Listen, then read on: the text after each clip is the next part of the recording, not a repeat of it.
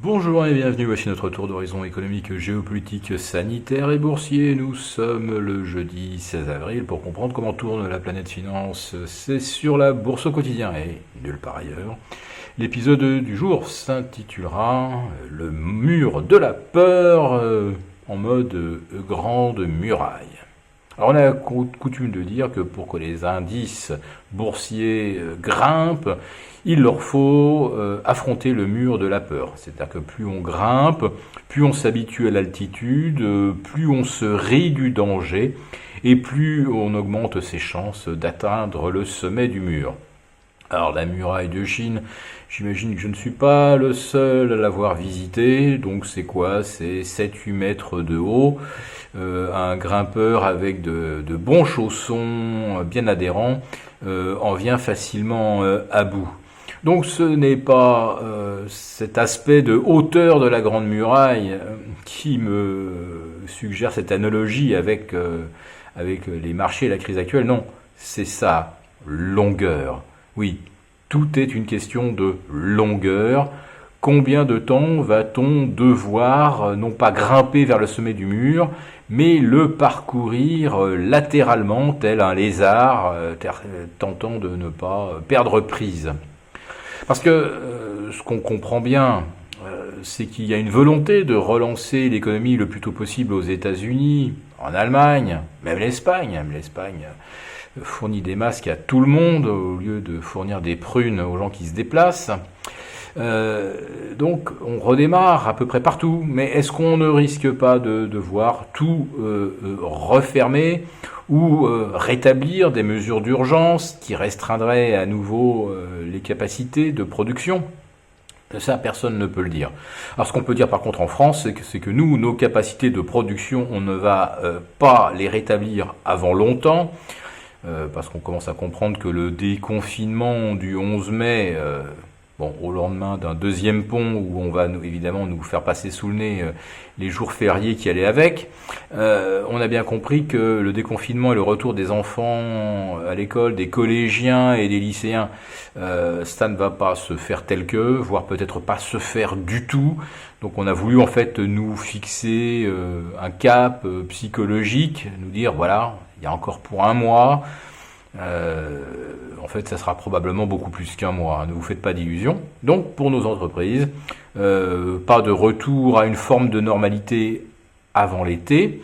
Et puis cet été, on nous expliquera que finalement, si, partez en vacances, parce que de toute façon, nos carnets de commandes pour l'instant sont vides. Et en France, il risque de l'être, parce que comme tous les autres pays auront rouvert leur marché, leur production avant nous, eh bien, naturellement, ce sont eux qui vont engranger les contrats. Et nous, qui arriverons en dernier, on se contentera de ce qui reste. Et tout ce temps qui passe, pour reprendre un petit peu une analogie, c'est comme quelqu'un qui fait un arrêt cardiaque. Si vous le réanimez au bout de 2 minutes, il n'y a strictement aucune séquelle. Si c'est au bout de 3 minutes, le cerveau sans oxygénation, au bout de 3 minutes, il peut commencer à avoir des petits soucis. Vous ne retrouverez pas forcément complètement la mémoire, pas complètement l'équilibre. Si vous êtes réanimé au bout de 4 ou 5 minutes, c'est-à-dire au bout de 4 ou 5 mois, alors là, les dégâts peuvent être irréversibles. Vous comprenez donc à quel point cette analogie peut être dramatique pour un pays comme la France, qui sera peut-être le dernier à être capable de se réoxygéner, alors que les États-Unis vont le faire dès le 1er mai, l'Allemagne à peu près dans les mêmes délais, mais on a compris qu'en Allemagne, de toute façon, il n'avait pas été question de tout bloquer, comme en France, et aux États-Unis non plus. Donc la France est dans le cas donc d'un malade, d'un patient, qu'on réanimera peut-être au bout de 4 ou 5 minutes. Donc on sera certainement dans une bien moins bonne forme que nos amis allemands ou nos concurrents américains. Donc des entreprises, on a compris que le gouvernement français allait leur permettre de survivre, on allait leur fournir de l'oxygène. Alors jusqu'à quand? Probablement tant qu'il faudra. Mais chaque mois qui passe, ce sont des milliards qu'il faut rajouter. En fait, Il y a un moyen très très facile de se souvenir ce que nous coûte la crise en ce moment. Avec les mesures de chômage partiel, de prise en charge du chômage partiel, c'est 1 milliard par jour. Donc si en France on reste confiné 2 mois, c'est-à-dire 60 ou 61 jours, c'est 61 milliards. Si on s'aperçoit que le 11 mai on n'est toujours pas déconfiné et que ça ne va pas revenir avant le mois de juin, vous rajoutez 1 milliard par jour où l'économie ne fonctionne pas normalement. Et ensuite, quand elle refonctionnera, ça ne sera peut-être plus 1 milliard par jour, mais ça sera peut-être 500, 600 millions par jour. Ça restera encore un coût très élevé. Et pour les entreprises qui se voient offrir ce ballon d'oxygène, attendez, c'est pas de l'oxygène fourni gratuitement, c'est juste de l'endettement en plus. Et plus le temps passe, évidemment, et pour revenir à mon analogie avec la personne qui fait un AVC ou un accident vasculaire, plus on doit le traiter lourdement, plus ça coûte cher, plus la convalescence est longue, et plus donc les entreprises vont s'endetter. Certes, elles vont survivre grâce aux respirateurs artificiels, grâce aux vitamines qu'on va lui injecter. Mais voilà, à un moment, quand on quitte l'hôpital, il faut aussi régler la note. Et donc, cette note risque d'être beaucoup plus élevée pour les entreprises françaises qu'allemandes, espagnoles ou américaines qui seront restées confinées moins longtemps.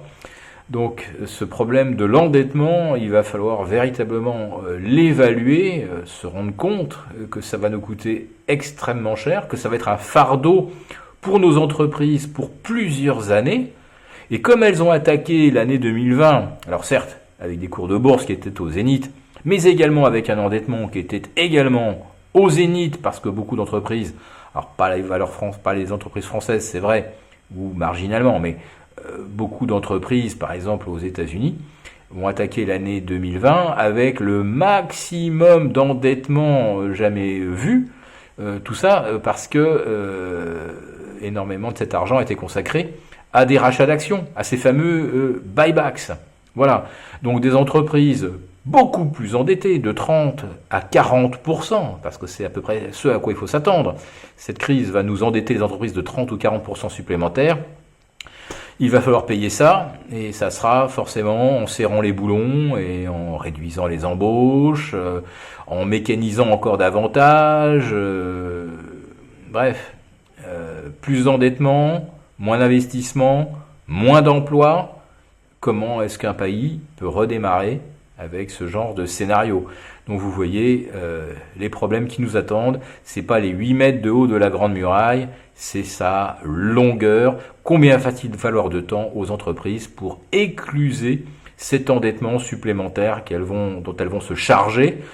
Et les entreprises françaises seront bien sûr beaucoup plus chargées que leurs homologues allemandes ou américaines.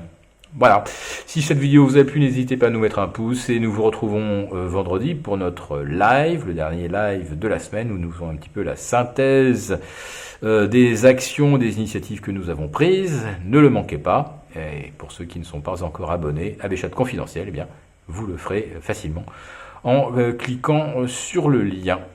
À demain!